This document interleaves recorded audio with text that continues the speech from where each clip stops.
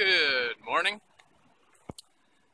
Well, it's been a while again. I think last week I made a video. I think it's even been longer since I made a video this time.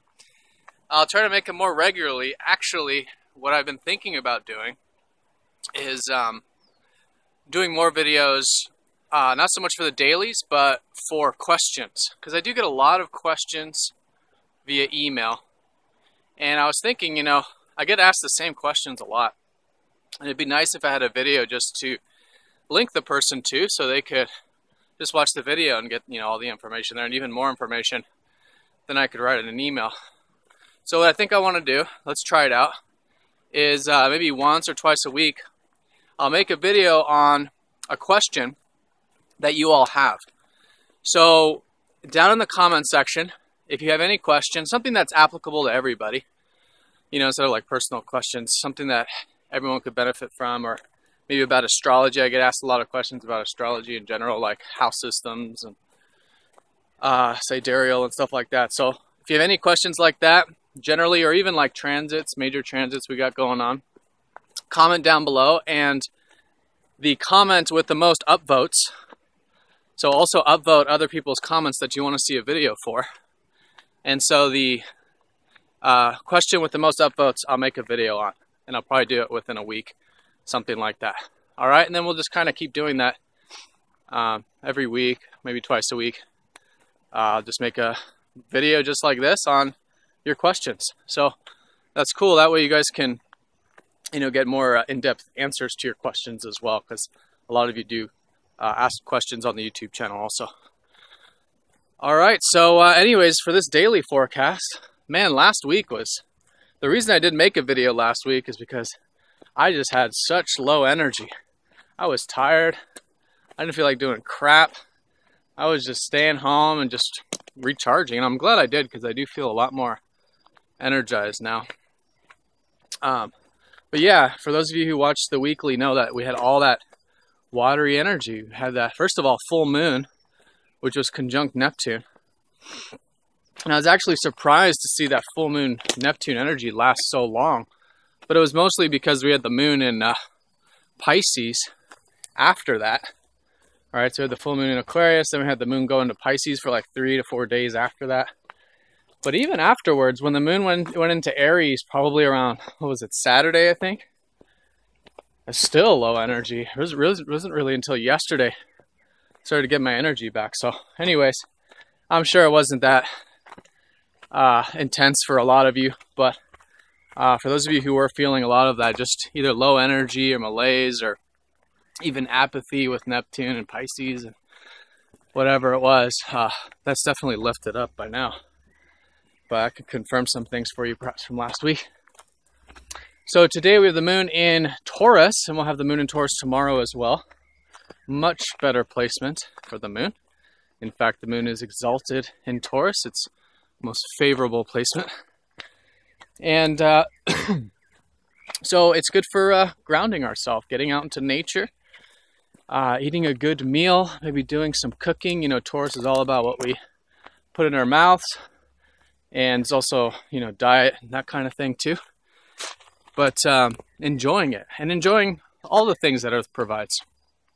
So the resources, being grateful for what you have in your life on a material level.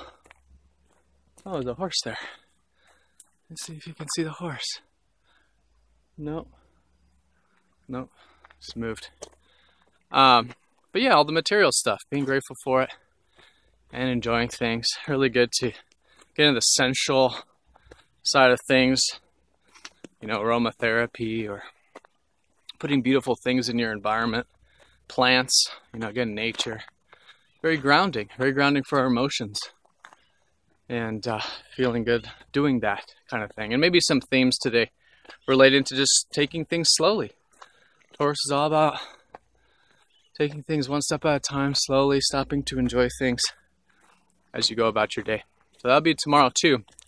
But what's really confirming that today is that Venus is going to be trining up to Saturn. So giving a lot of grounded energy to those things, because Venus rules Taurus. So she represents those very same things. Trine by Saturn gives a lot of stability, a lot of responsibility. So we could be responsible with the material realm today, with resources, which is really good. And again, just kind of enjoying things in a modest way of seeing the big picture versus just short-term gratifications. You know, it's just got that stable energy about it.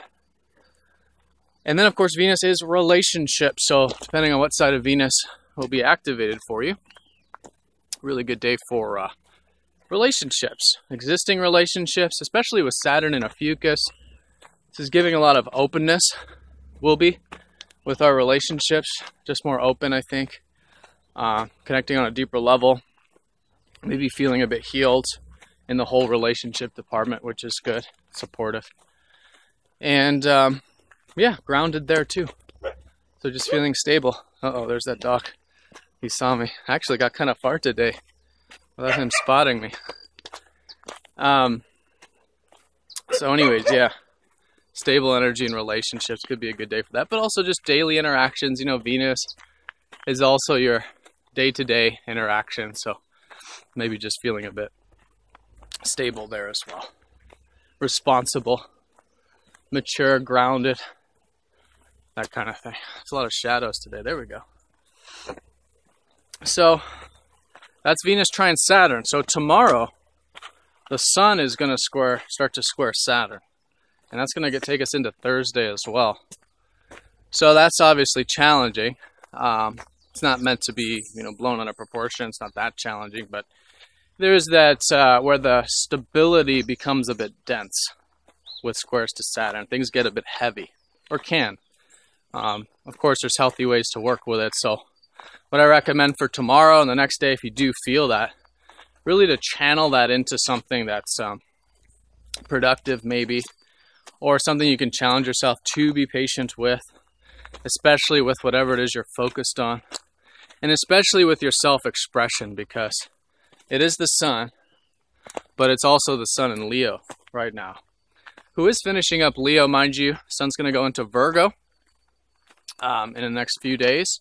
It'll be a slow transition going into the weekend, but we'll probably start to focus more in terms of getting things done in a routine sense, figuring out solutions to things, fixing things, improving ourselves, improving our work, really getting into that detail-oriented side of ourselves. For about the next 2 months, actually. Virgo's a very large constellation, so a lot of time spent in that sign. All right, but yeah, the next couple days, just kind of being cool, being patient, you know, anything you can do to challenge yourself to do that. Is great, because then when we're the ones willing to be patient, we're the ones willing to do the responsible thing and just take it easy, take it cool. We're not in victim mode anymore, and then it's not things happening to us. It's us in flow with the astrology, or not really with the astrology. I don't like to say that the astrology is causing anything, but just in flow with the time period collectively. All right, so that's the astrology for these next couple days. So let me see what else we got. Yeah, so today the moon is going to be squaring up to Neptune on a minor note. Even though Venus is in a good trine with Saturn and the moon's in Taurus, the moon will be squaring Neptune. So this can be maybe a low energy, nothing like last week. It may also be a bit of just needing some rest or more acceptance in our life. If you feel a bit of that uncertainty, confusion, or doubt about the future, maybe about the world, whatever, with Neptune and Aquarius, bigger picture stuff. Good to challenge yourself there with the square, right? So things obviously like meditation or getting some rest, having more acceptance in your life, however you do that, whatever helps you accept, relax, get more in touch with your beingness in the present moment. Really good to challenge yourself with. It may not be easy with the square, but you know, if you can kind of find the time to do that, or the effort to do that with the square, could be really good. But I don't think it's going to be like a major theme of the day. I just think it's kind of like a backdrop emotionally. It'll probably be happening a bit later in the day, especially if you're on the west coast of the Americas. But yeah, just kind of surrendering, having faith and trust. It's hard to do, obviously, but you know, we're all working on it, so just working on it. And then tomorrow, early part of the day has some challenging aspects, but I don't think they're going to be major. But certainly as the day unfolds, get into some easy aspects, even though the sun will be squaring Saturn. So we'll have the moon trining up to Jupiter and sextiling Uranus. So there could be a bit of hopefulness. It's mixed, because the square to Saturn is again seeing things a little bit too realistically sometimes, a little bit too densely.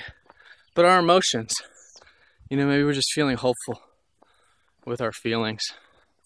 And with the moon in Taurus, again, just kind of stable there, but hopeful, open-minded with the trine of Jupiter. Maybe a little adventurous, which is great.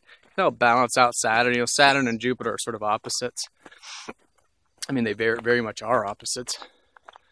And that can be a good stabilizing force. And then Uranus, just feeling a little bit like we're open to new things, thinking outside the box, that kind of thing. All right, and then of course, you know, as a backdrop, nothing major with it, but Jupiter is sextiling up to the North Node this week. So do check your North Node. I did forget to put the link to the North Node video in the last video I did that I mentioned this, and I think it was the weekly. So I'll try. I'm gonna remember to put the North Node link down in the comment section. So do check that out if you don't know where your North Node is in your chart, because I think it's an important week for that. And I was noticing that for myself too, is that my North Node is really, I'm learning things about it. I'm learning more about my North Node.